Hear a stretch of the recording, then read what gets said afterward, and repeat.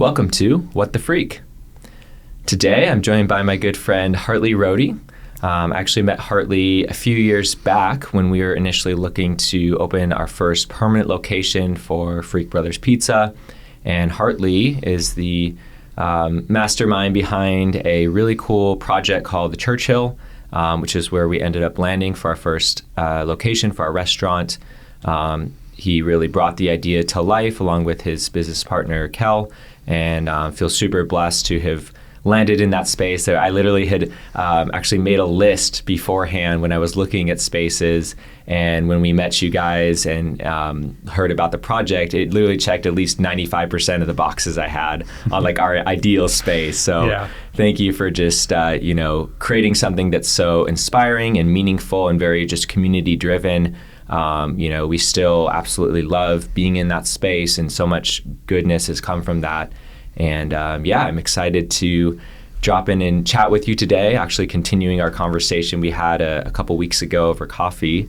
I would love for you to just take a moment to introduce yourself, and then we can dive in. Great. Well, thanks for having me this morning, Nathan.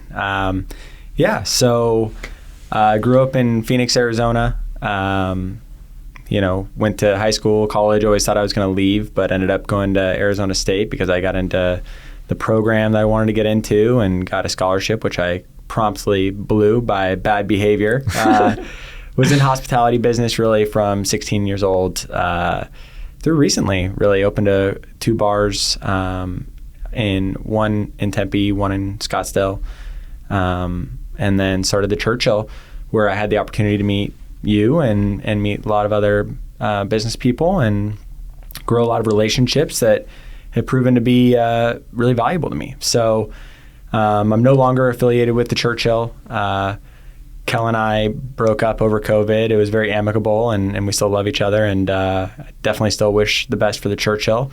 But now I'm doing real estate development with a company called Vintage Partners. In the non-business sense, I'm married. I've got a 2-year-old wild and crazy sweetheart. And then we've got another one that's about to come in January. So exciting times at the Rodie house, full house. And so it's great to break off for a couple hours and catch up and hang out with you. Dope. Well, thanks for that introduction and sharing a little more about yourself, and congrats on the growing family. Thank you very much. Super exciting, and I'm sure a big responsibility. I have so much respect for parents, man. Like, wow, what a role to play, but also I'm sure what a joy to play as well. Oh, absolutely, man. I think there's so many. there's really nothing that is more self-sacrificing than being a parent. It totally unlocks a different way of thinking and a different way of seeing life. One of the things that right before we started this, we were just talking about our parents and how blessed both of us are to have just amazing parents. I think in the process of having a kid, you start to recognize just the immense sacrifices that your parents made for you. Like even through the process of our first pregnancy, I'm like, oh my gosh, my mom did this for me, and this is hard. And then you have a baby and you're like, oh my gosh, my parents did this for me, and this is really hard. And so you go through this process and you're just like, whoa. Like I love my parents. I've always loved my parents. But it definitely unlocked a new perspective of just how giving of themselves they were and continue to be for my brother and I. So, it's fun. Yeah, just like a whole new level of appreciation for what they did for you and what they gave to you. Mm-hmm.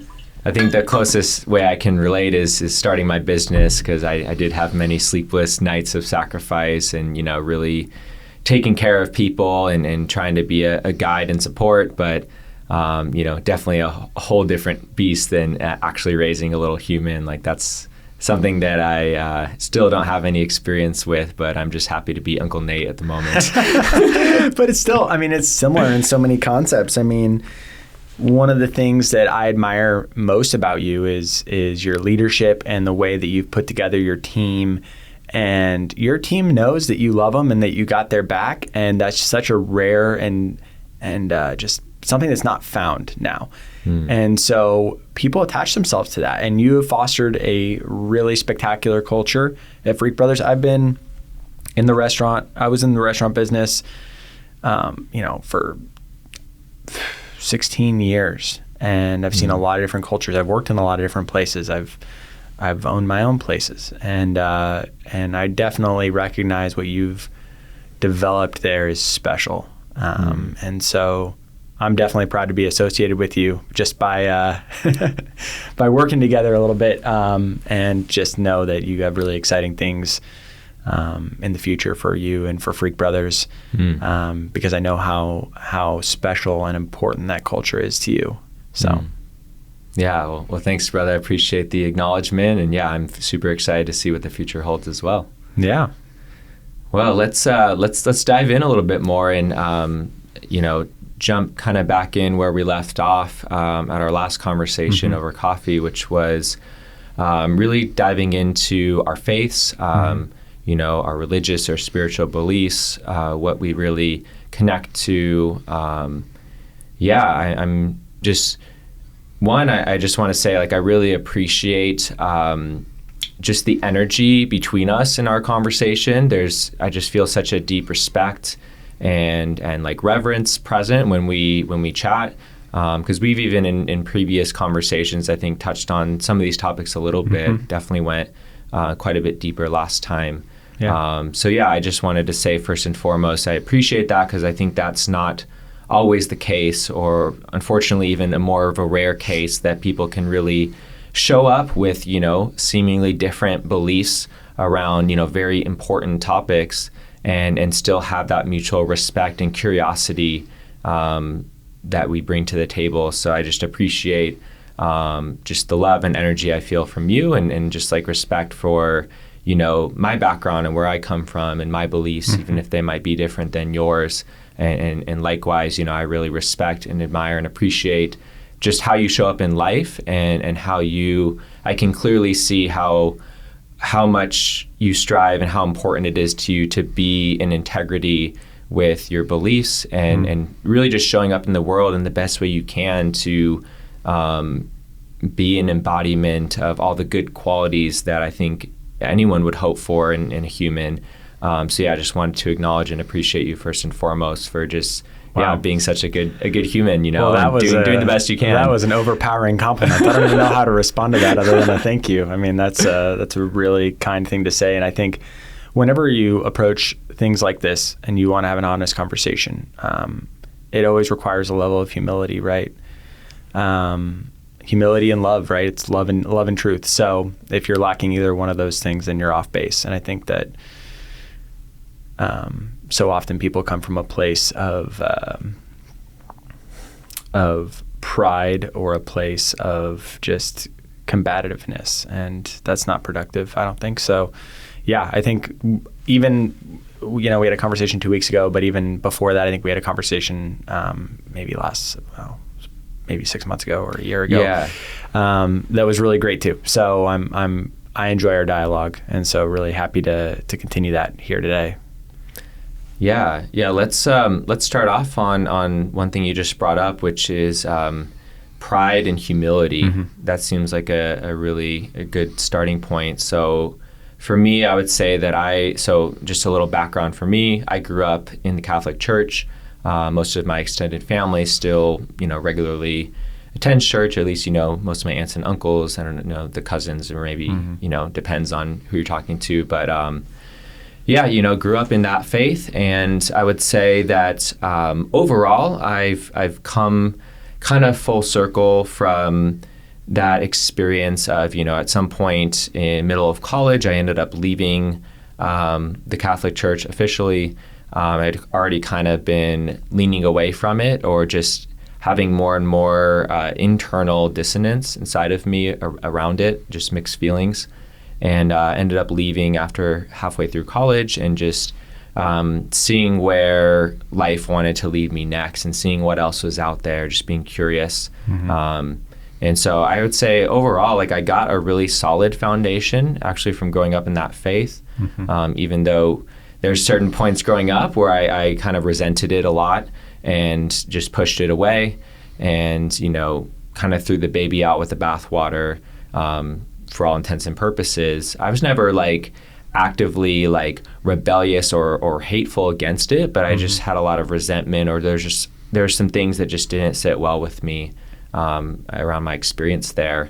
But I did, gain a lot of positives from there, such as just a really strong moral compass and sense of foundation, the importance of community, the importance of service, really cultivated a joy and a love for serving and for helping other people. And I also just felt really a deep connection to God, to just something that was much greater than myself, some kind of unifying, benevolent, loving force. I felt very, very connected to that, and I felt very connected and passionate about truth and living one's life in alignment with truth and integrity and other qualities. Actually, one of my top choices of what I thought I was going to become growing up was actually a priest. That was like probably in my top 2 choices in kind of my early growing up years of what I imagined I might want to do. Would you mind if I ask what drove you towards that kind of passion for wanting to be a priest? Yeah, so I've reflected on this quite a bit the last few years. I think probably one of the biggest things is although growing up I was very quiet, I always was good with words and felt very connected to them. And even though I didn't speak too much when I was growing up, I would write. And my mom always knew that I was a very talented writer. And over time, in high school, I started doing like impromptu speaking classes and things like that to work on bringing my voice out more. And then about 7 years ago, I seriously started pursuing the path of rapping. And that has been a really cool way that I've opened up my voice and my expression a lot more. So I think there's something in me that knows that I have this gift for oration. And when I speak, people listen when I'm really coming from a genuine place. And so I think that's probably one of the reasons. I also I just started seeing myself. I always wanted to be a leader in some way. I always wanted to lead people, help people, serve people, support people. And I also just felt very connected, at the very least, to just this sense of spiritual community. And always wanted to be a part of that and felt drawn to that and all like the good things that came from that. So, yeah. Yeah, that's cool. I can totally see that gift in you. You're very thoughtful with your words. I would say that's definitely not, has taken some refining in me, where I'm more of a babbler, quick to talk, slow to think about what I'm saying. And that's been an area of refinement for me. But I can definitely see that in you, where it seems like your words are very carefully chosen and articulate. And you've got a gift in that, brother. Thank you. And so the spiritual community that you were, looking for, you have now. It seems like you have a community. Can you tell me a little bit about that community that you're in right now? And just love to learn more about that. Yeah. So, definitely have connected with some really resonant souls over the last few years. And I would say I'm in multiple different communities. I can't really point just to one community that's like my spiritual community. It's really just unique individuals who share a certain similar sets of beliefs and qualities and just how they're showing up in their lives, that I think if I had to try and narrow it down, it's connecting with other humans who have this like mutual respect and connection to like their humanness as well as their divinity. Something that is very relatable and human and just like on this earth and what we're physically doing here, while also feeling connected to something greater, whether they describe that as God or the universe or just like the goodness in all humans that is like greater than just one's own, small self. there's like a connection between the two and like a reverence that they bring. So I think reverence is probably one quality that I share with these other humans who I'd consider like my spiritual family. They have a reverence towards life, towards other human beings, towards just other life on the planet, and also just towards their own knowledge and their own even limitation of what they know. There's like this genuine humility that I've been cultivating in myself a lot more, and really connect with other humans who have that genuine humility and reverence that they show.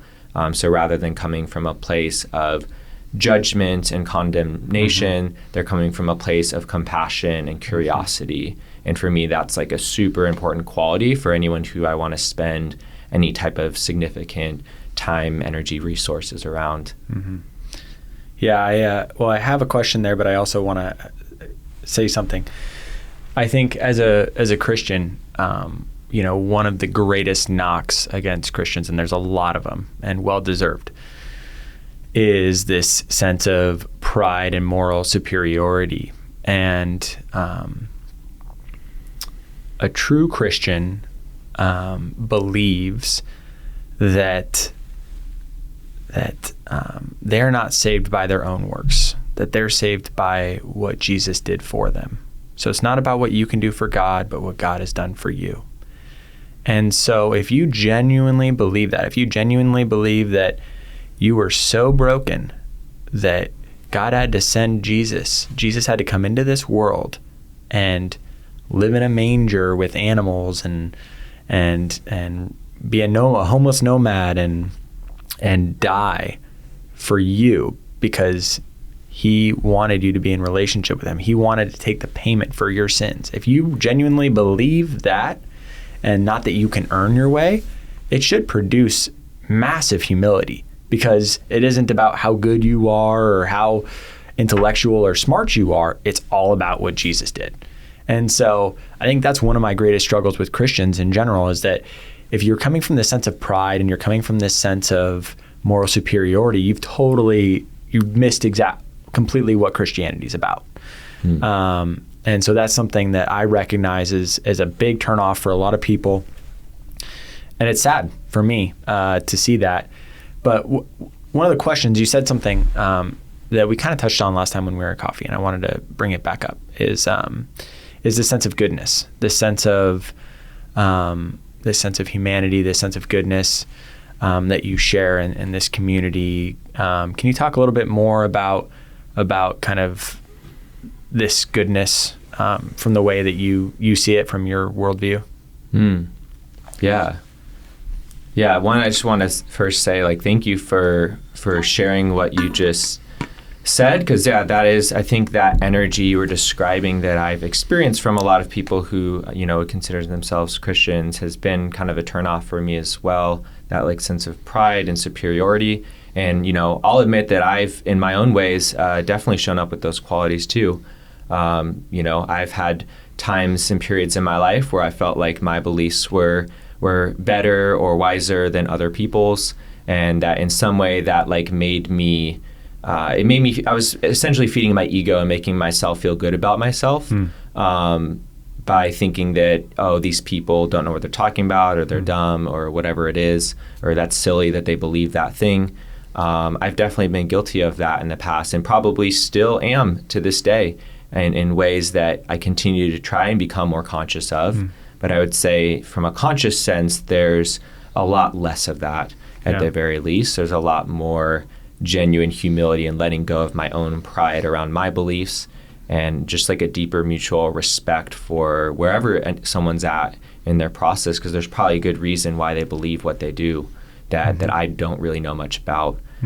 So instead of judging or condemning them, even if I think to the extreme that their beliefs are harmful to themselves or others, even if I believe that, I can still also hold compassion and still also show up from a humble place of, not just completely writing them off because they have different beliefs, even if I think they might be harmful, but to become more curious instead. Because at the end of the day, let's say that someone does have beliefs that are ultimately harmful, there's no way that I'm going to ever be able to reach them or connect with them in a genuine way if they do choose they want to change those at some point, or they do understand the ramifications of, these beliefs. It's like me showing up from judgment and condemnation is actually not going to help the situation at all. Totally. I don't believe so. Totally. And that's, once again, it's like if you, from my perspective, like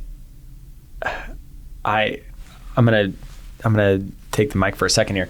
So I grew up in church like you. I grew up in Protestant, non-denominational church. Grew up going to church my whole life, and then come high school, walked away for no other reason than I just. I wouldn't say that at that time I didn't believe it as much as I just had a specific lifestyle in mind that I wanted to live, and that didn't align. Church did not align with the lifestyle that I wanted to live. The lifestyle I wanted to live was girls, parties, and other stuff that mindset that I think most people would recognize as toxic now. And so fast forward, I'm kind of living life in the fast lane, right? And I'm in college, and I've got pretty much everything that a lot of, at least people that I was around, thought would make them happy. I was making a lot of money for a college kid. I was making like $80,000 in college as a club promoter, which don't judge me, please. For anyone listening, don't judge me for being a club promoter. This is a non-judgmental zone.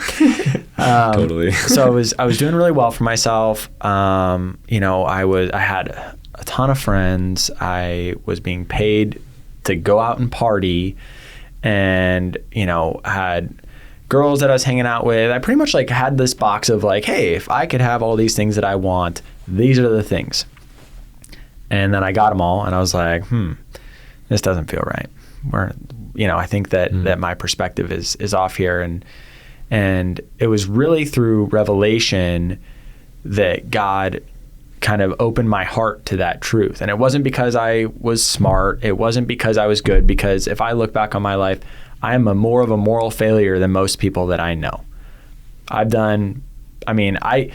never tried to be a jerk or anything like that. I'm sure I did jerky things, and there's people who could probably say something that I did that was really mean. Generally speaking, I wouldn't say that I was mean-spirited, but I did a lot of things that I look back on and I'm like, wow, that was really ugly. And so when you come from that place and you're like, okay, God revealed a little bit about himself to me over time, and kind of drew me nearer, you can't claim that. You can't claim and say, well, because I'm smart, I came back to faith, or because I'm this, or I'm that, or I'm more moral, or these sorts of things. It's very humbling. And so that's my experience. It's like you to be high-minded about that sort of thing is like you forget kind of the road that at least that I took there. I don't know why I went off on that little tangent there. There's something that you said that kind of spawned that off on me, but.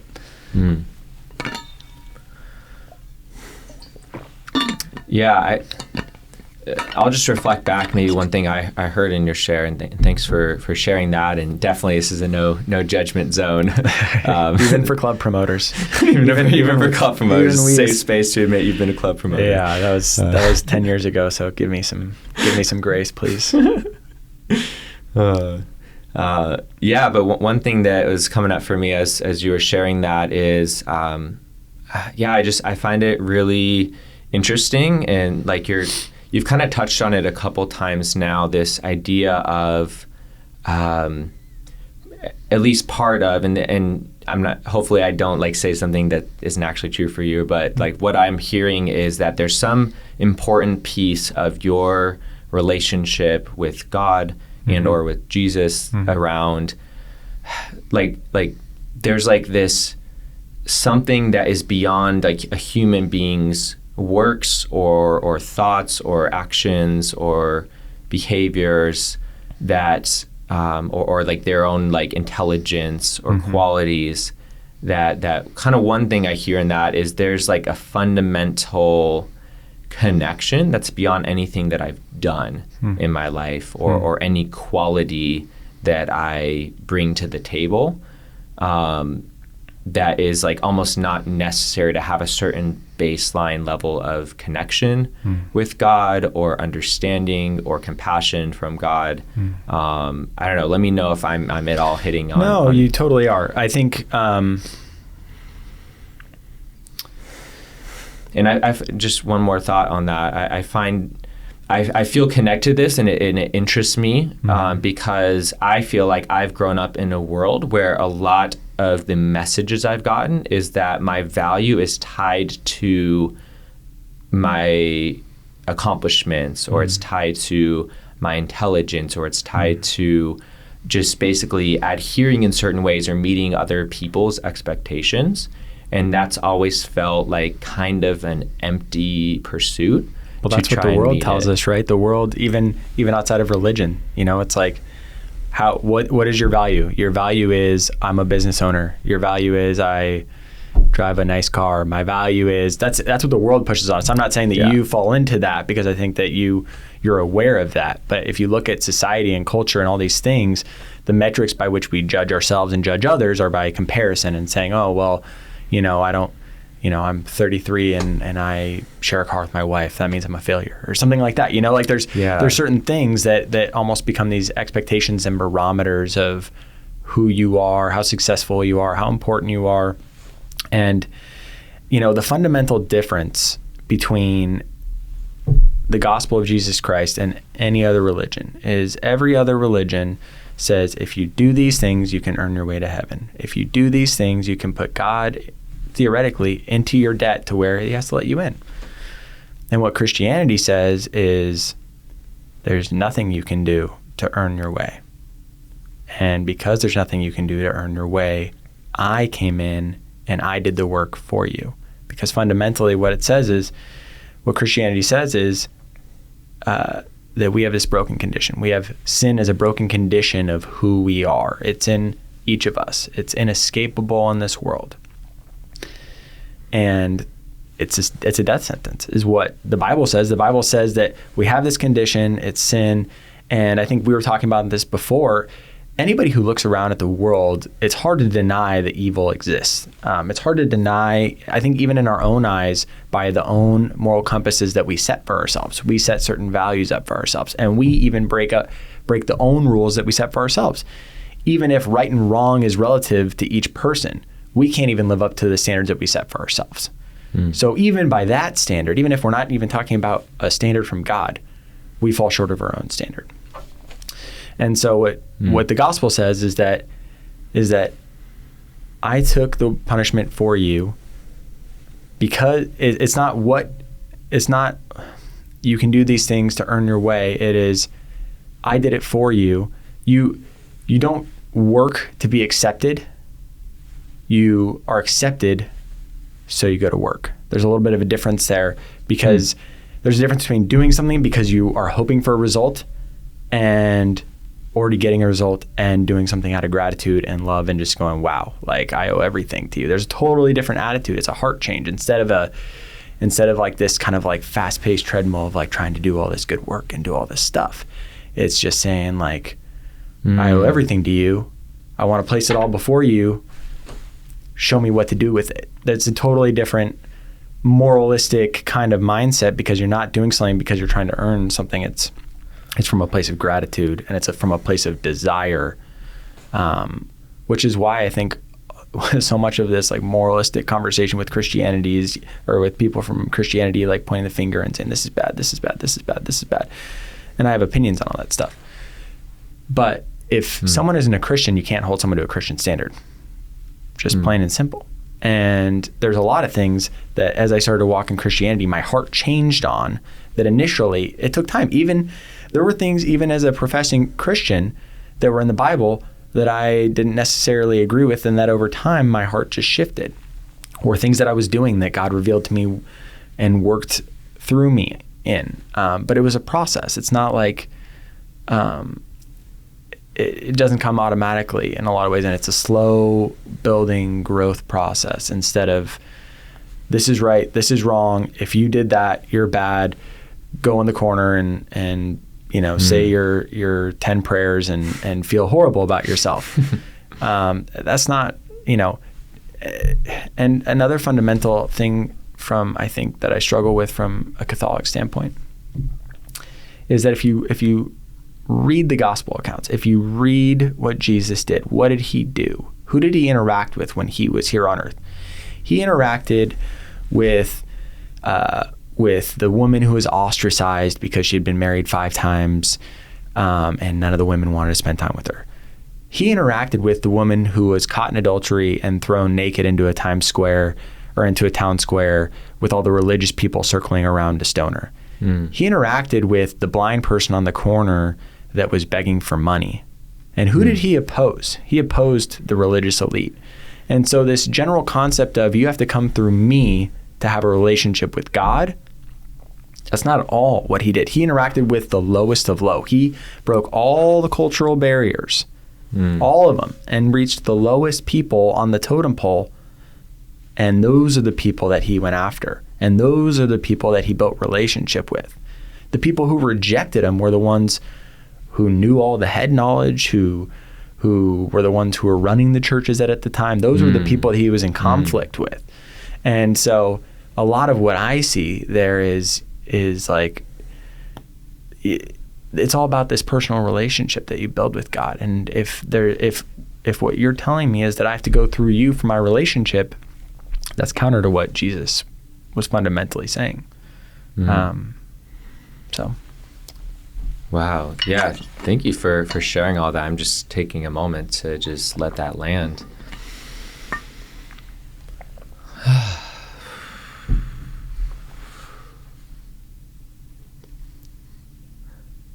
Yeah, I find it really interesting reflecting back on my Catholic upbringing, and this is another topic we had touched on a couple weeks ago, which is shame. And I experienced a lot of shame growing up, and it's even amongst Catholics kind of the joke of like, oh, you got that Catholic shame,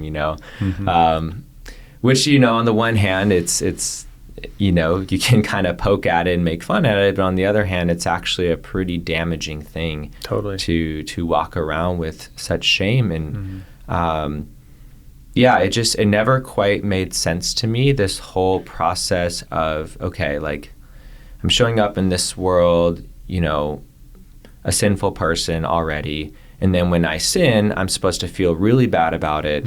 And then go confess my sins and then promise to not do it again, even though I'm probably going to do it again, and then go back again for forgiveness and continue feeling bad about it every time I do it until some seemingly impossible point in the future that eventually someday I could not be doing that anymore.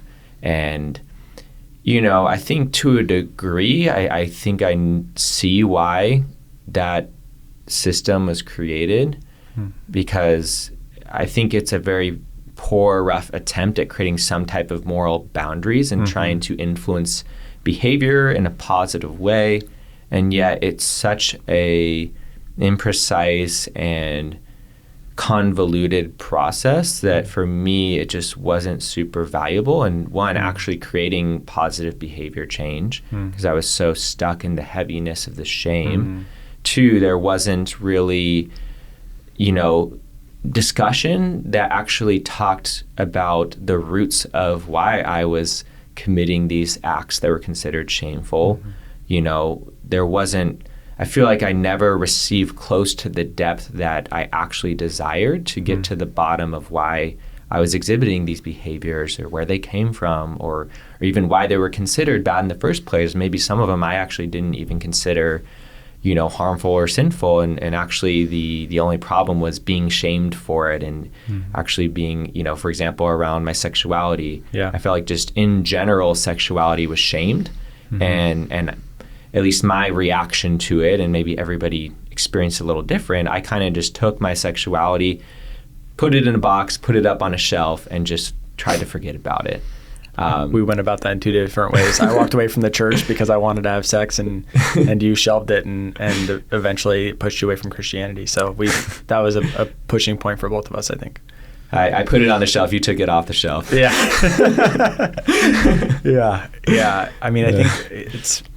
Which neither are probably optimal, right? It's correct, like, even though I put it on a shelf, it didn't go away because it's a fundamental part of being a human being. Like literally we were all created through sex. Like literally that is some core fundamental part of who we are. And I think another piece that I'm remembering of our conversation is how, when I look at certain qualities in myself or really most things in life, I think things become what we make them. It's like, how do I view something? How do I approach it? What is my intention behind, approaching this thing? And I think that sexuality can be a very beautiful thing and a very sacred thing. And that is more and more where I'm leaning into and exploring and learning about and discovering. And also sexuality can be a very harmful thing and a very dangerous thing and a very powerful energy that when not approached with the right intention and reverence can actually cause a lot of harm in a lot of people's lives. It can literally break up families. It can, bring people down in some very, very intense ways. And I've seen that happen in certain people's lives around me and just in the world. I've seen that happen.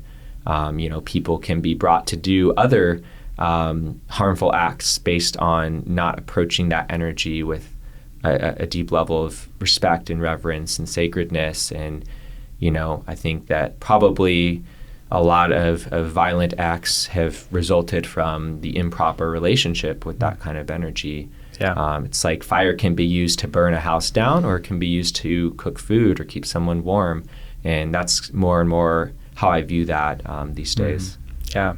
I had an interesting kind of walk. That was one of those key areas for me, even when I came back to my faith. I'm going, at the time, my now wife and I were in a sexual relationship, and I'm a believer, or I'm starting to go through this, process of becoming a believer.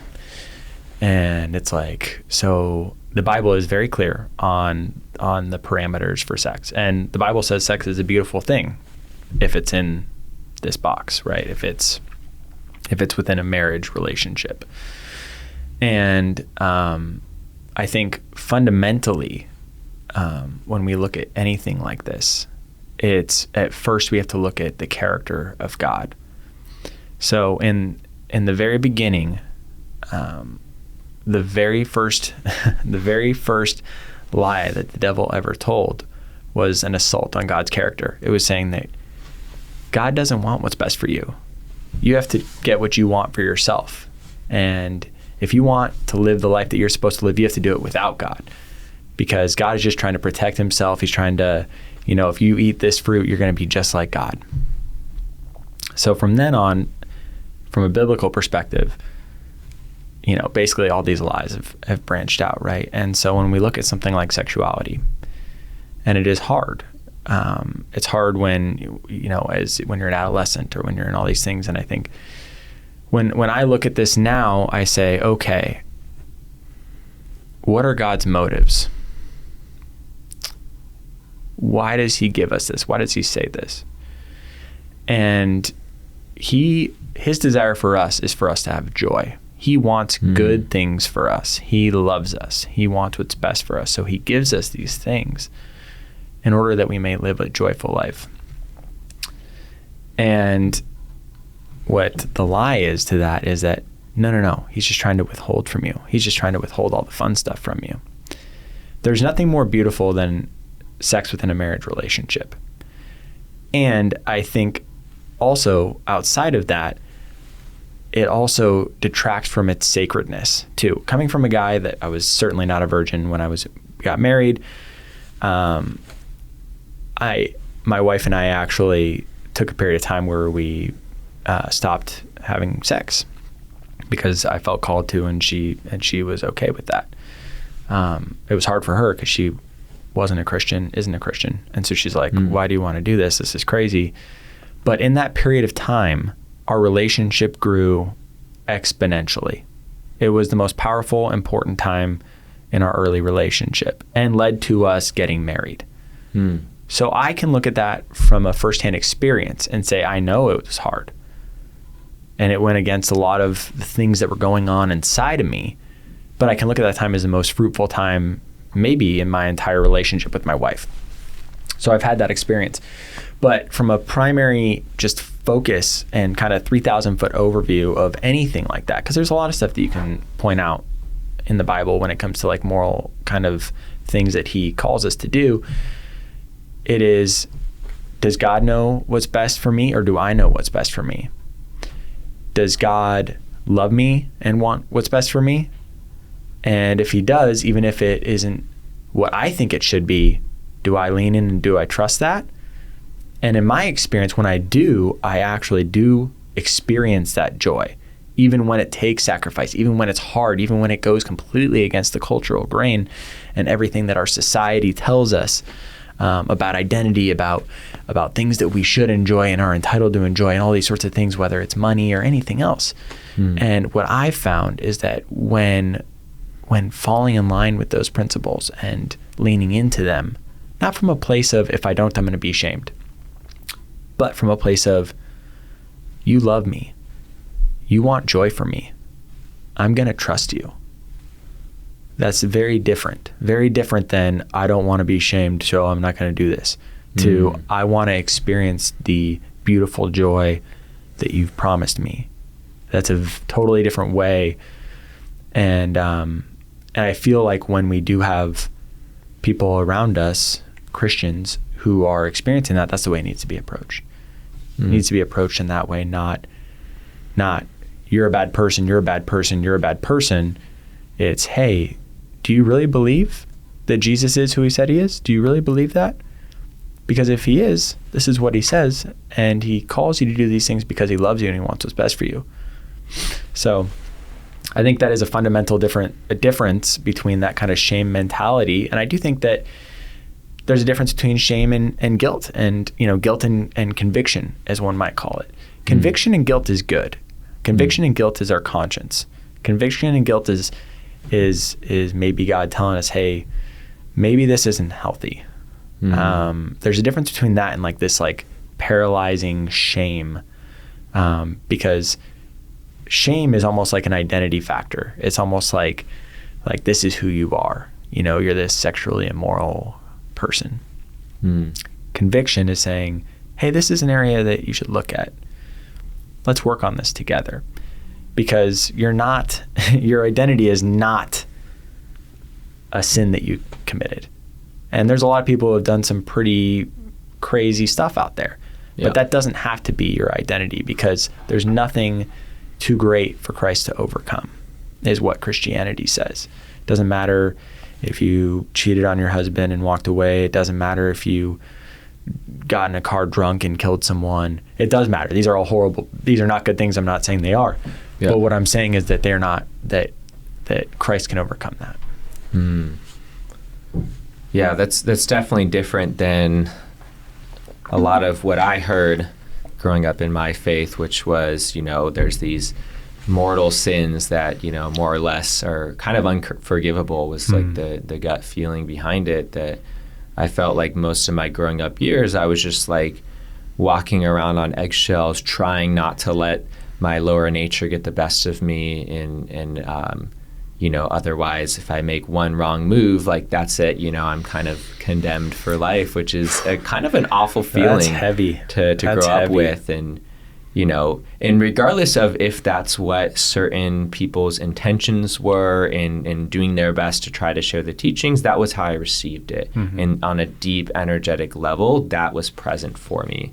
And that was true for me in my experience of literally how I was responding and showing up in my life, was from this like deep fear around fucking up in a way that couldn't be forgiven. And so it's just like I feel a lot of lightness and just like a breath of fresh air in what you're saying, because what I heard in that was like there's always opportunity for genuine forgiveness for those who are showing up from like a genuine place, and who have a genuine desire to overcome those harmful patterns that they've been caught up in or have chosen to do.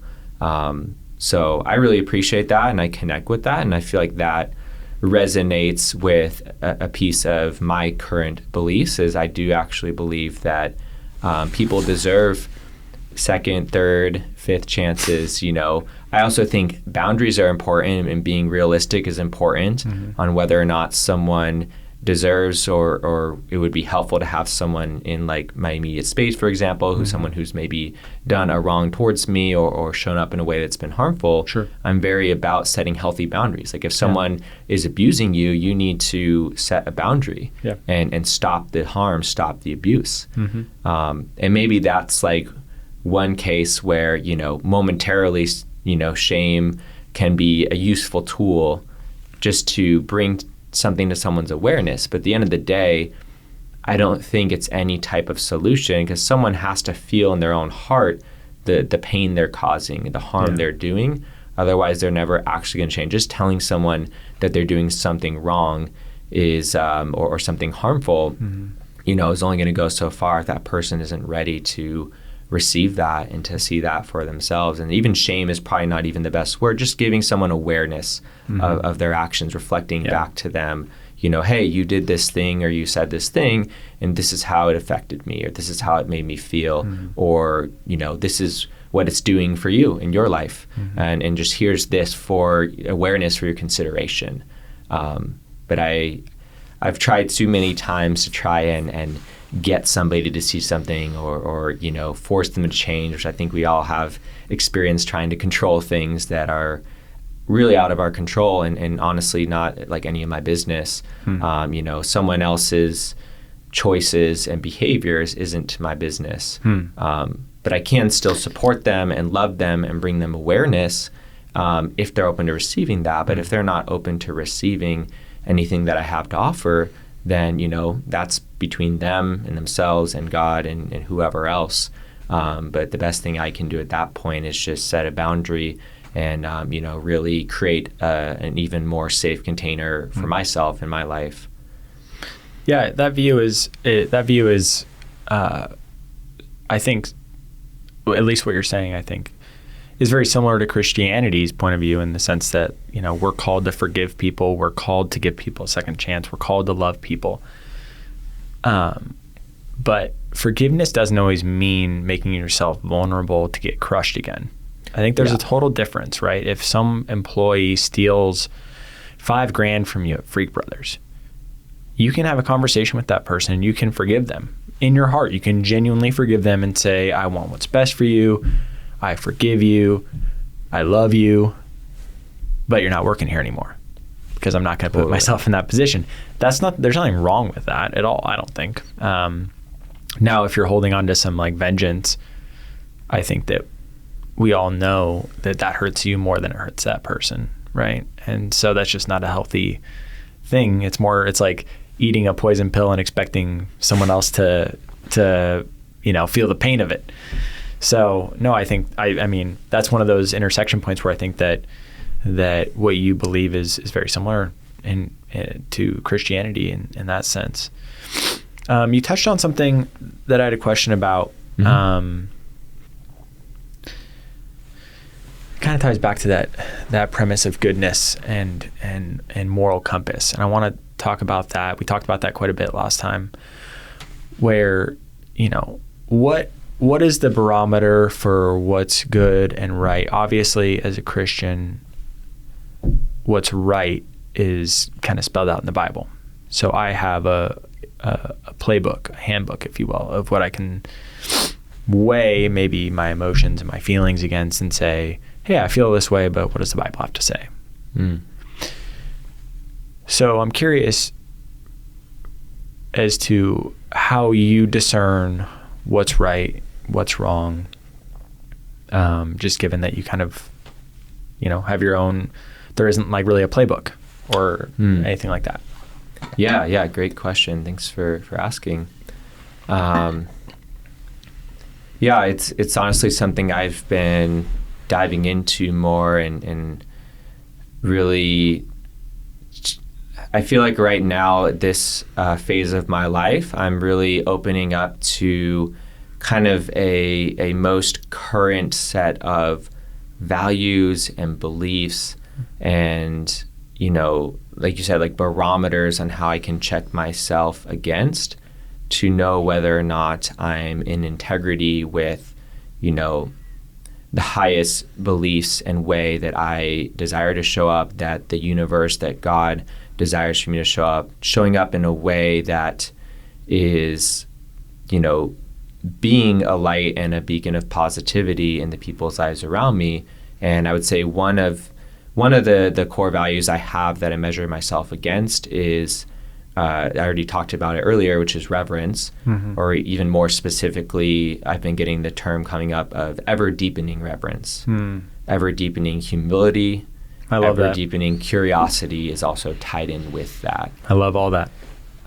It's like this, me showing up in a way where like I never feel like I have it all figured out, or that I less and less want to show up making assumptions or having expectations or judgments about others. And in each moment, especially in moments of resistance or when judgment is coming up, like, how can I soften? How can I open up more? How can I relax more and find deeper compassion and understanding for myself, for the person I might be interacting with? And how can I show up with an even deeper like sacredness towards life and humility towards what's unfolding and what I'm experiencing and what's being asked of me. So that's like, I'd say one of my deepest core values that I measure myself against. And I think how I measure that is, if I can in the moment, noticing if there's ways that I'm tensing and tightening up or feeling aggressive in my energy or something like that, and seeing if I can soften, or if I can't in that moment, looking back and being like, oh, actually that didn't feel right. That didn't feel good how I was showing up. Or maybe the other person even gave me feedback of like, hey, like that wasn't cool, the way that you were talking to me, or you did this thing and this is how it affected me in a bad way.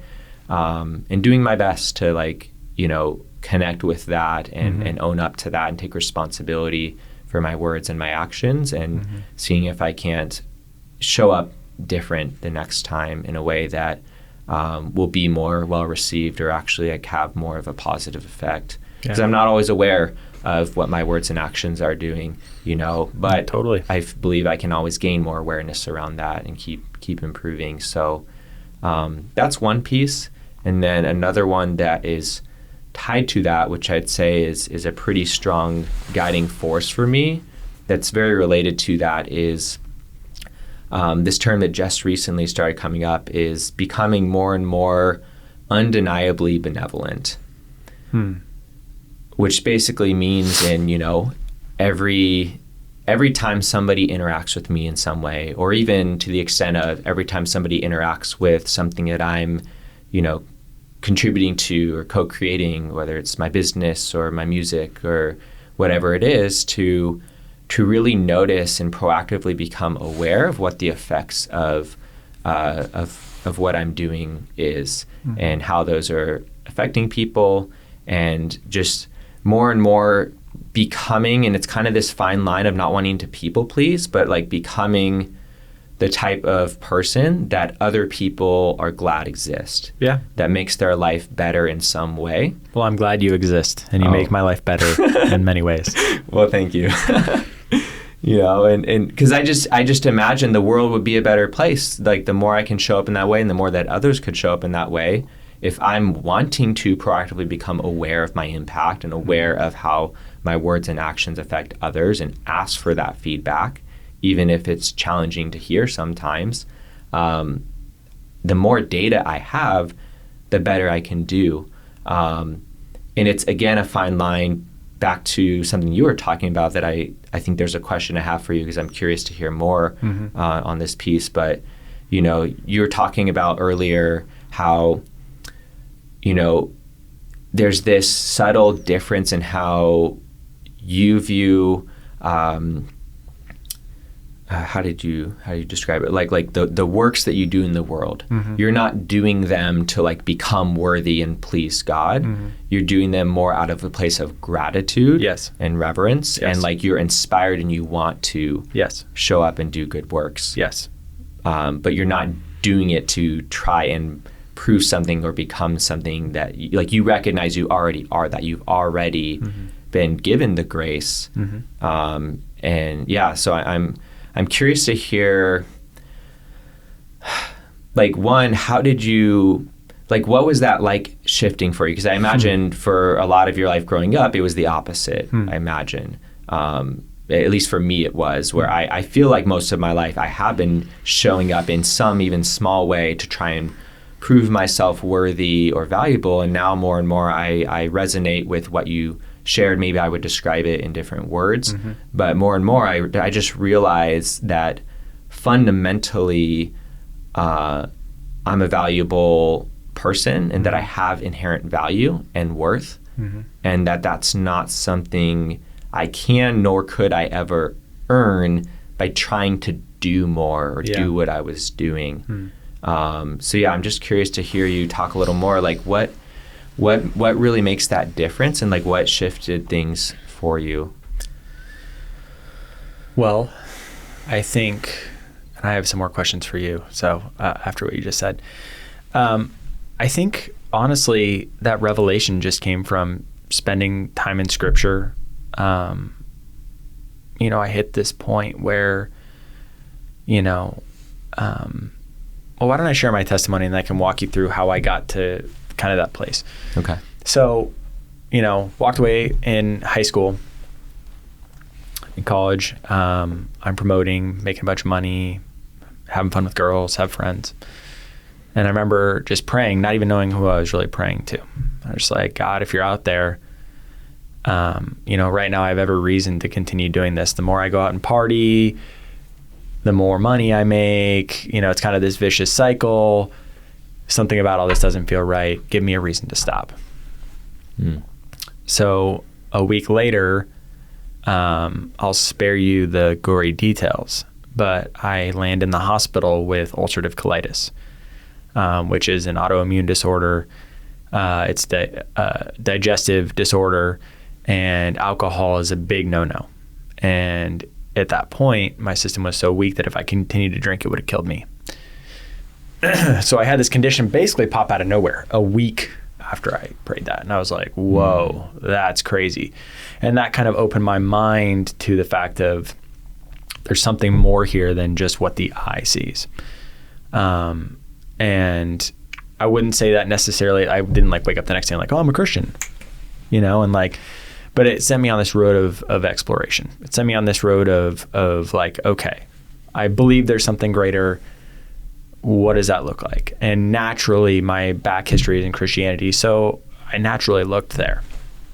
And it took years. It took years and constant little God moments to kind of reset me and recalibrate me, because I was so ingrained in, I was deep. Like, most people would look at me now and go, yo, that kid is lost. He is partying 5 nights a week. He's doing all the stuff that we know now as like a 33-year-old. I can look back and go, wow, that was really unhealthy. And so I was deep.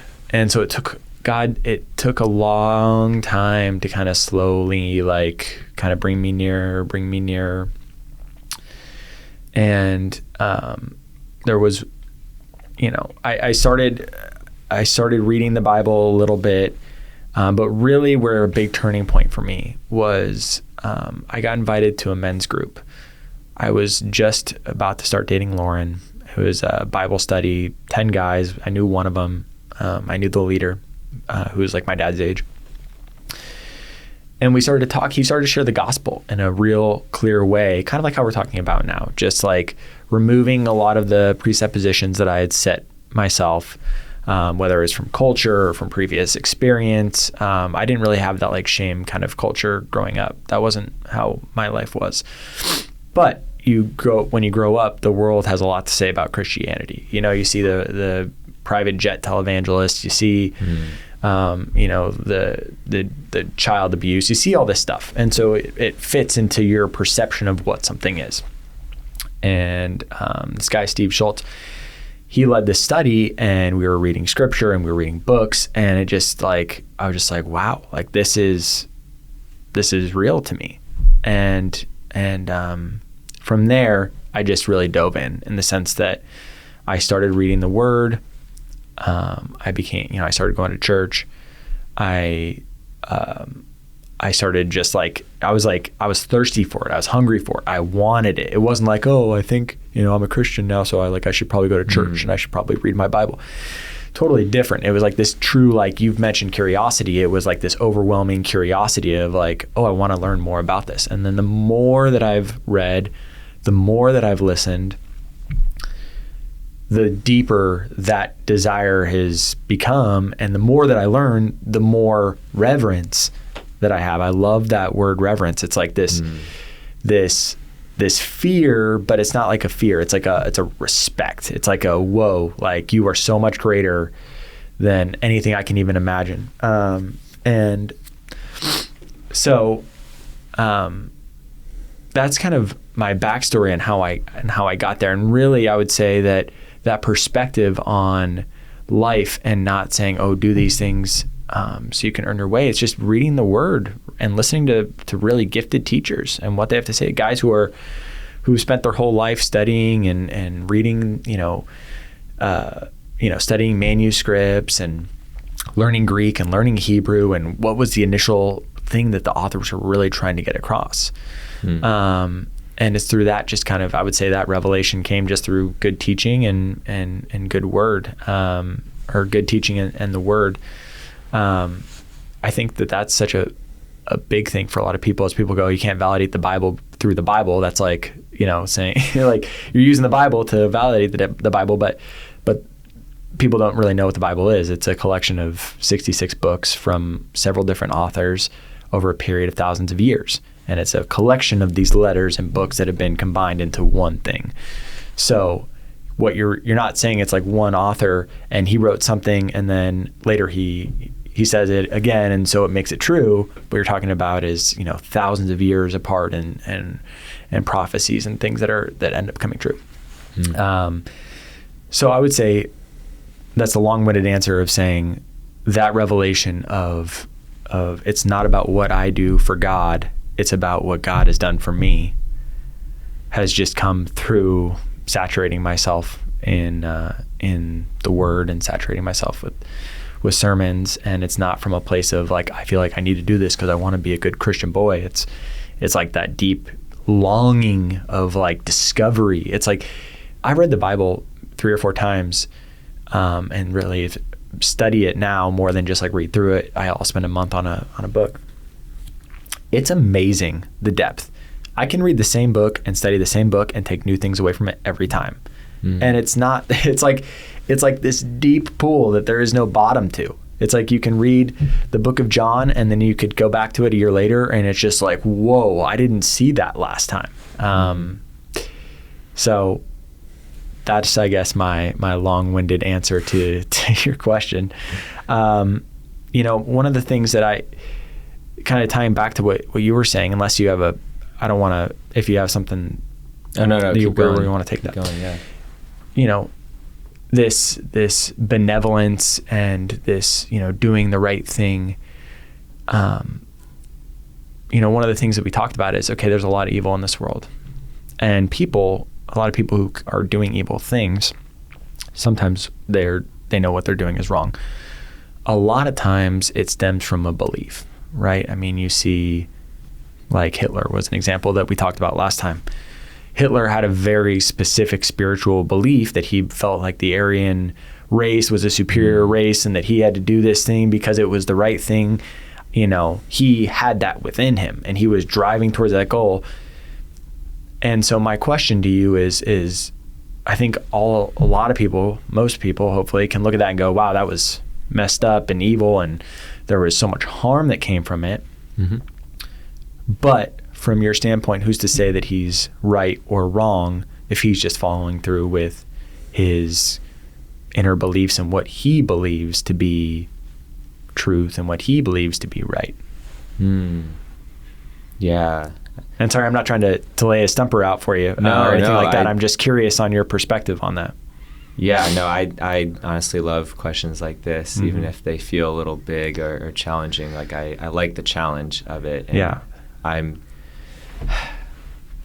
I feel like lately, there's just been a lot of internal evolution happening within me. So sometimes it takes a challenging question to really even see where I'm at this moment and how I would respond, which might be different than how I responded a month or two ago. Sure. So what's coming up for me right now when you ask that question is, one, I would say that the actions he took and the path that he chose caused a lot of harm to a lot of people.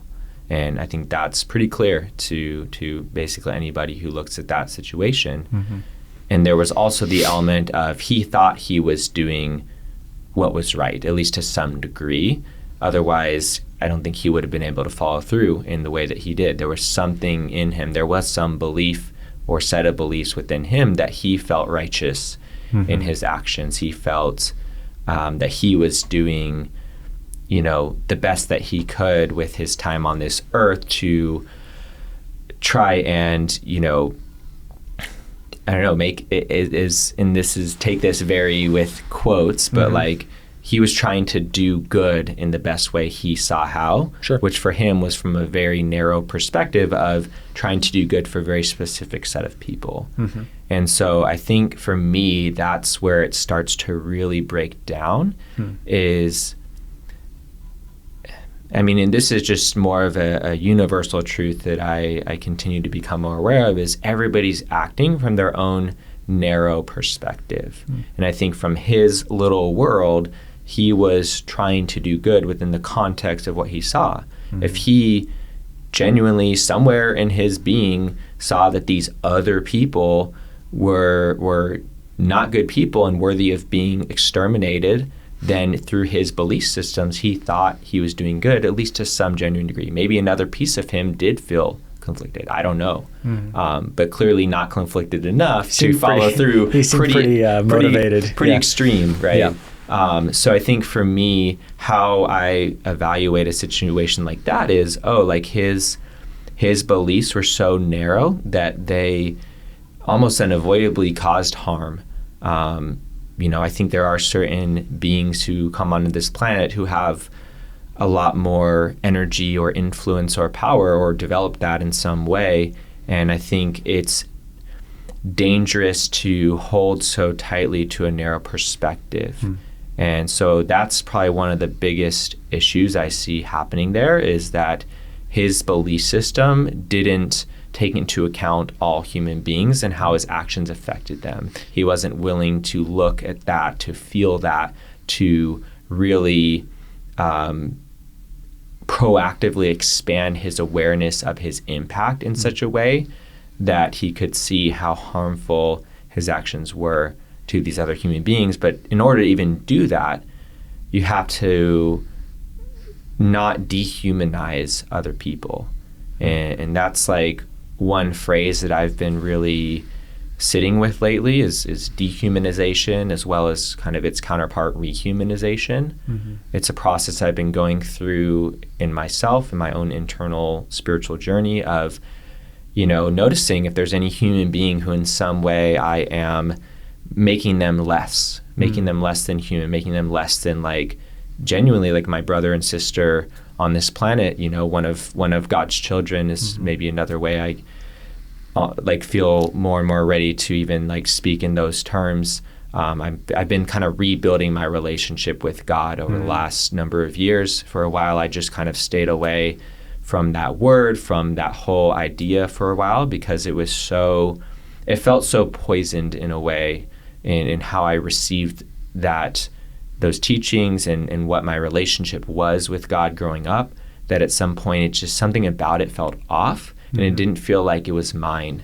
And I actually had a personal relationship with God when I was very young growing up. I remember that very distinctly. And at some point it started falling away. And it was actually really sad. And I was actually felt very lost when I was going through that and had to find other things to ground me or center me or keep me connected to this world or myself, or just like a desire to be here, which I went through, a long period of depression and suicidal thoughts at one point.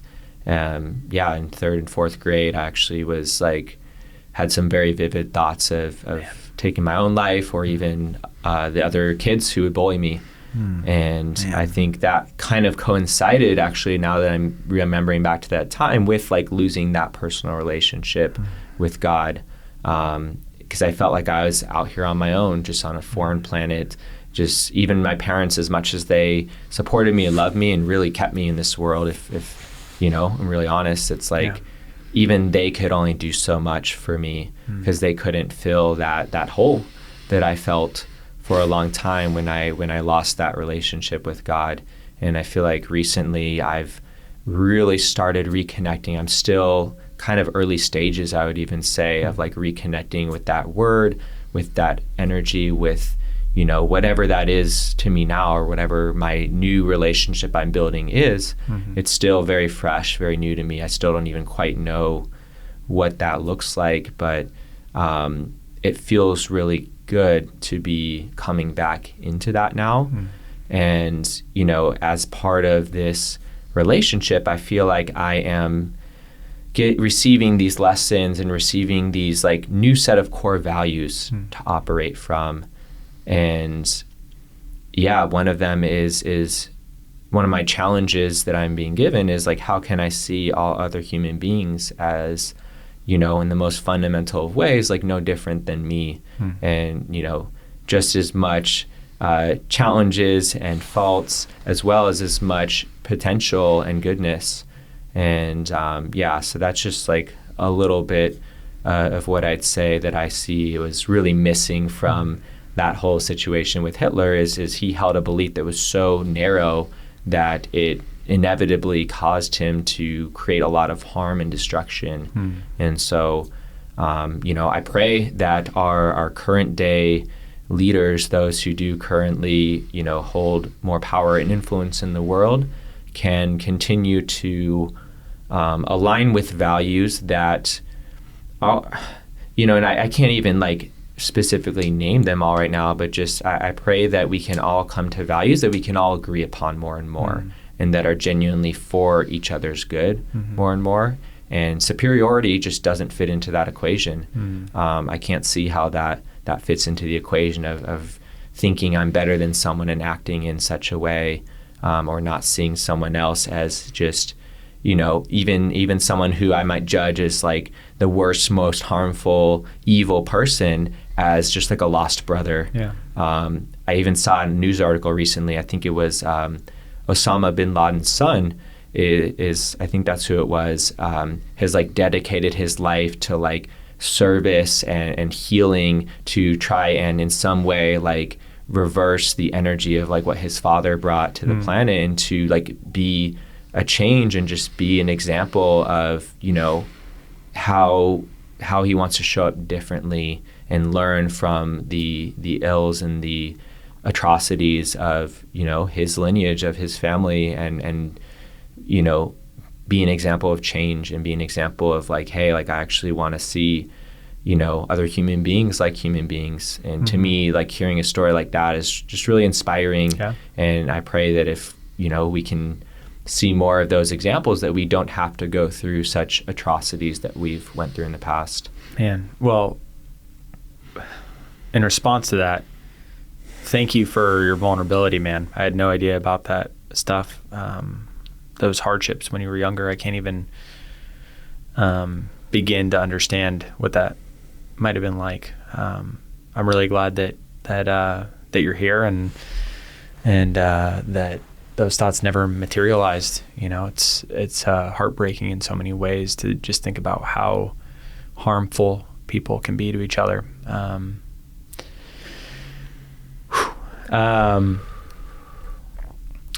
You know, when you say, you know, this kind of benevolence and this, you know, so the ultimate decider is the beholder in a way. I mean, do you believe in good and evil? I mean, in the sense like we look at Hitler, and I don't want to keep on going back to Hitler, we can move on from him, but just as since we've already been talking about him, you know, it's so clear to me and to probably you and to probably every single person who's listening to this that he was evil.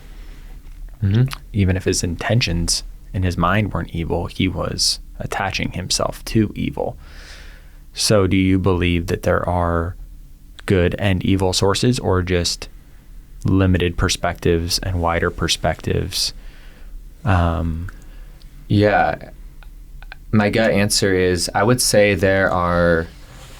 I'm still rebuilding my understanding and relationship with the word evil. I can't like fully land on like what exactly that is. I would say overall, yes, I do believe in evil. And I think a term that's a little more resonant in this moment is like harmful actions, like clearly harmful actions and behaviors. But where does that stem from? Where does the harmful actions, like where's the source of that production, right? If Hitler or Kim Jong-un or whoever believes they're doing something right and they're attaching themselves to a belief. So I think it comes from an ever-expanding, honest evaluation of, is this bringing more joy, and or what is the cost and expense of this?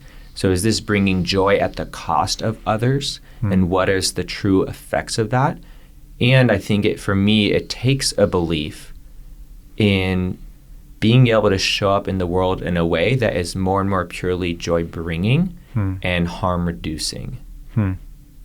You know, whether or not there's some type of ultimate of that can be achieved, I think is still to be seen. And I think we have quite a ways to go, but that's besides the point of, I believe there is a path, and I believe this because I notice that this is the path that I am following for myself, and really an experiment I'm doing with myself of how can I be more and more joy-bringing in all of my words and actions. And, you know, I think that's kind of more of a description of this undeniable benevolence I brought up earlier is, you know, as I continue to proactively increase my awareness of the effects of my actions, can I continue showing up in a way that, at least to my conscious awareness, I am bringing more and more joy, and that's the feedback I'm receiving. And that is the path I've been on for really the last few years pretty intensely. And overall, the feedback I get from the people in my lives who do give me that feedback is that I have made their life better in some way. And I think that, to me, that's a really good measurement. So I can't really say, I don't know exactly where evil comes from or harmful behaviors come from. Probably comes from a long time ago, continuing on to this day. I can't fully trace even the roots of that, but what I feel like I do have more connection to and control over is my daily choices and actions and how I show up. And again, with the caveat of what you've brought up earlier of, you know, not doing these good acts so that other people can see me as good, or so that I can prove my worth or feel valuable in some way. Okay, this is a question I have for you, and in the next 10, 15 minutes, we'll probably move towards wrapping up. Okay. But a question I have for you, and I'm curious how you hold both of these things. So there's this piece of me that I want to show up and do good or have a positive impact on others, and I believe at my core that I am a good person, that like I'm a valuable person, that I am, you know, some piece of my core, I would say that I'm more good than evil, or like more benevolent and joy-bringing than, how do you balance that with being broken or sinful? I'm curious, like what's the relationship between those two for you? Yeah.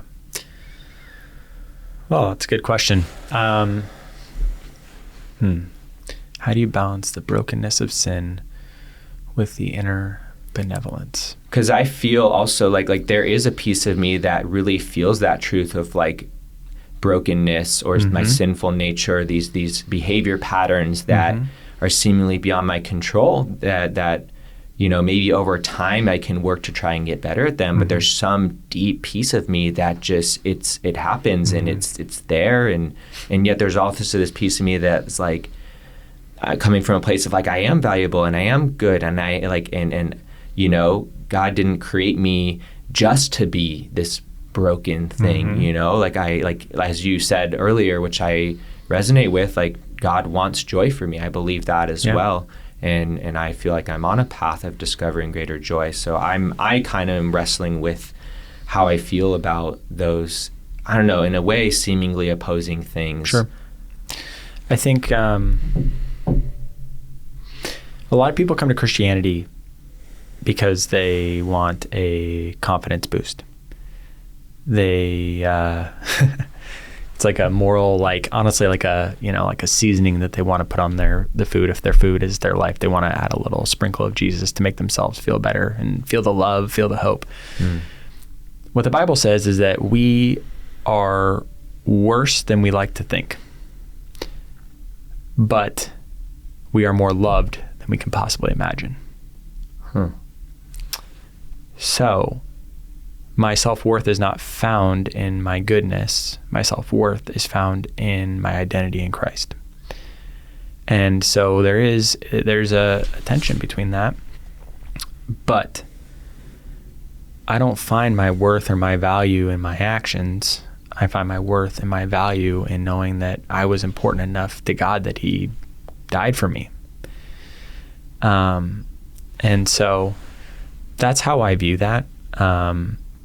And then it kind of going back to before, I do think that, we're made in God's image. You mentioned, this kind of, in your words, divinity. I personally do not think that we're divine as human beings, but the Bible does say that we're made in God's image, and that there's a hole in us that only God can fill, and that we can, you see it all over the world, all over culture. People are doing everything they can to fill that hole, whether it's with materials or whether it's with religions or whether it's with this or whether it's with that. Everyone is trying to fill that hole.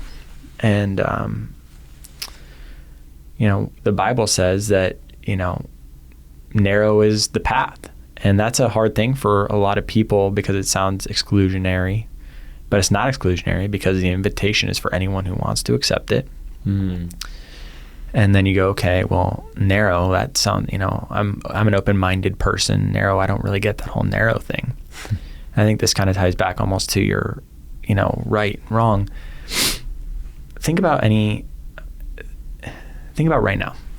We're sitting here in your office down by the Phoenix airport, and it is, I don't know what time it is. It's 10:30 on Thursday, December 16th. That is a fact. It's truth. It's reality. We're sitting here December 16th, Thursday, 10:30 a.m.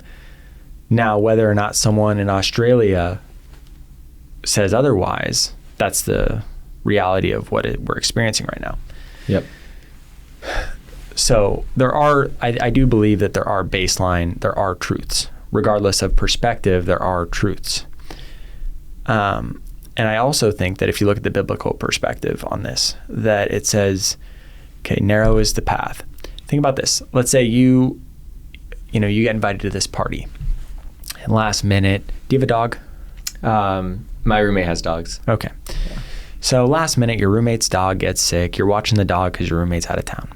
And so you don't go to the party because you want to watch the dog because the dog's sick. That is the truth of that event. Now, there is one truth. You decided that you didn't want to go to the party specifically because you wanted to take care of these dogs because you wanted to be a good roommate. That's the motive. That's the truth. That's the flat reality. Think of the infinite number of lies that you could tell about that very specific singular truth. You could say, Nathan was sick, so he didn't come. Harmless lie, seemingly harmless lie, but it's not the truth. Nathan heard that there's not unvaccinated people at the party and he doesn't want to be around unvaccinated people. I'm not saying you're vaccinated. Also a lie. Nathan heard that there's going to be a Christian at the party and he hates Christians, so he didn't want to come. There's infinite number of lies that you can tell, but a singular truth there. And so what the Bible says is that there's one truth. There's one lane of truth. And that might sound narrow-minded, it might sound difficult, but it's not exclusionary. It's open for all people. It's the only religion that isn't based on what you do to earn your way. It says that I did it for you. I hit the home run. All you have to do is run the bases. All you have to do is trust me. All you have to do is lean into me.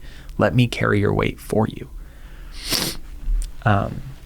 And so what the Bible says is that you have just an infinite number of distortions on that truth. Some more harmful than others. Some are, the Aryan race is the only race that should live on earth.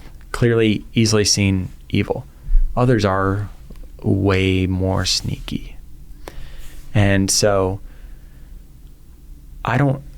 when we have this conversation, and I think it's so easy for me to relate in so many ways, I don't for a second, not even for 1 second, doubt that you're having true spiritual experiences.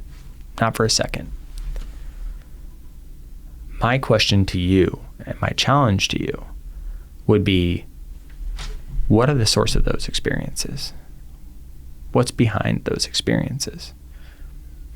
And so, we've talked about Jesus. You have more spiritual, you have more probably biblical knowledge than most people. I think that if you believe that Jesus is who he said he is, then he has a lot of things that are very specific that he says, I'm the way, I'm the truth, I'm the light, I'm the gate. He makes it clear. He doesn't leave it open. Either you're a crazy person claiming to be God, or you're God. There's not like hey, you're a good teacher, hey, you're a prophet, hey, you brought positive things. He said, I'm God. So he's either God or he's nuts. And so I think that I would encourage you in your knowledge to take a look at that and say, is this guy full of it? Did he exist, first of all, which I think every legitimate historian would say that he existed. Every legitimate historian would say that he died on a cross. Where you get this divergence is, did he rise from the dead? I looked at the evidence. I've read books. I think he did. My conclusion. You can do research. You can look at all the evidence. I would encourage you to do so. That would be a whole nother thing that I wouldn't even be the right person to talk to. I just did my own research.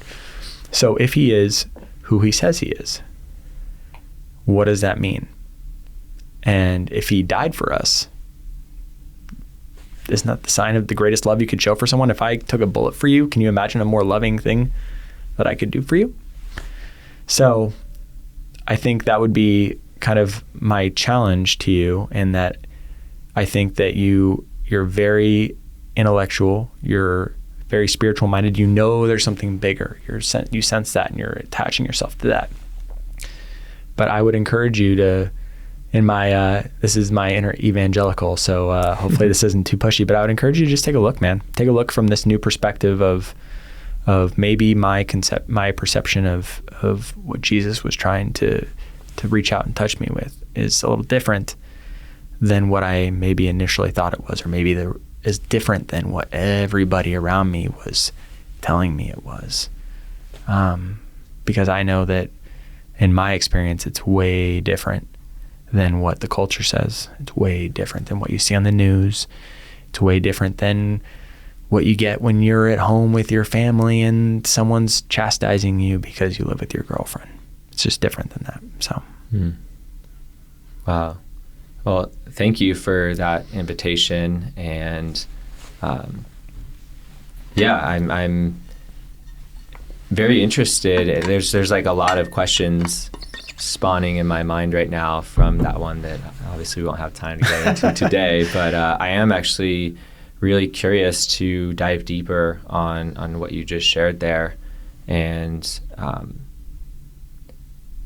I'm open to deeper conversation around what you just brought up. Mm-hmm. There's a lot of questions in my mind about, for example, what does it mean? Well, first of all, who was Jesus, mm-hmm. which is something that I've explored for myself and continue to. It's something I've asked other people, and each person has kind of had, to some degree, their own take on it. So I'm curious to hear more of what you mean by that when you say, if you really believe in who Jesus was, like, what is that? Who is that? And then what does it mean for Jesus to have died on the cross for our sins? I'm very curious to explore more conversation around that. And what does it mean that he raised from the dead? And these are things that I have read about in the Bible. And, I'd be curious because you've done a lot more research around those topics and let me probably years. Let me put an asterisk here. I'm not a pastor. I'm not a theologian. Mm-hmm. I'm just some dude that is infatuated is a shallow term. I am in love with God, and there's a deepness and a richness there. But, I'm sure God help me if I'm portraying something in a way that I shouldn't be, or off doctrinally or something like that, which is certainly a possibility. But I mean, I love conversations like this, and I'm always excited to have them, and grateful for a space in which we can have a conversation about it, and there just be truth and honesty and open communication. I think that not shutting the door down is huge. So no, I appreciate it. And I mean, I can talk for another 4 hours. I know that you got stuff you got to do. Me too. So just kind of my last closing comment. I wanted to say one other thing that you brought up is this idea of the narrow path. Mm-hmm. And I know earlier in the conversation we talked about narrowness being kind of a more negative trait and quality. Yeah. But I think this is an entirely different piece that you brought up. Mm-hmm. And I actually, when you were speaking to that piece, I felt some type of connection to that and truth in that. Mm-hmm. I actually do, I don't know, maybe from a different context, in a different way, maybe not the same way that you're describing it. I actually do believe there is a narrow path that God is leading me on, and there's a narrow path of truth for all human beings. Mm-hmm. To be led in this very clear direction of more and more becoming the best of, maybe one way to describe it, the best of who God would hope that I can become, or the potential he can see in me. Mm. I feel like there is many, many ways to stray off of, my deepest, most authentic path, and many partial truths and lies that I could be living my life from. And it is my deepest intention to be living from truth the best that I know how and can connect to each day. And I'm learning, I'm always learning. I'm always open to learning, and I'm always open to have my mind expanded and my heart expanded into, ever deepening into that reverence more. So just wanted to leave with kind of that last thought and just say, dude, I super appreciate this conversation. I really appreciate you. You've definitely been a huge positive influence, and may even say role model in my life. Wow, that's flattering. That's very flattering. Just to reflect to you that perhaps you've come a long ways from maybe where you were if you viewed yourself in a different way. But for me, you definitely have played that kind of role in my life in some meaningful way. So thank you for just continuing to walk your path so genuinely and showing up in the way that you do. And whatever place you're coming from is made a positive impact on my life. And I just appreciate and honor the path that you're on. And I'm just curious to keep learning more about it and learning more about you and seeing the ways that we can connect more. Yeah. Well, thank you, man. Right back at you, dude. It's been an amazing, when I look at Churchill, and I'm like, man, if for no other reason, developing the relationships and the friendships, it was a beautiful, beautiful thing in my life. If for no other reason, and there's a lot of other reasons why it was great too, but just so grateful for your friendship, grateful for your insight, grateful for the way that you treat other people, and for the culture that you foster.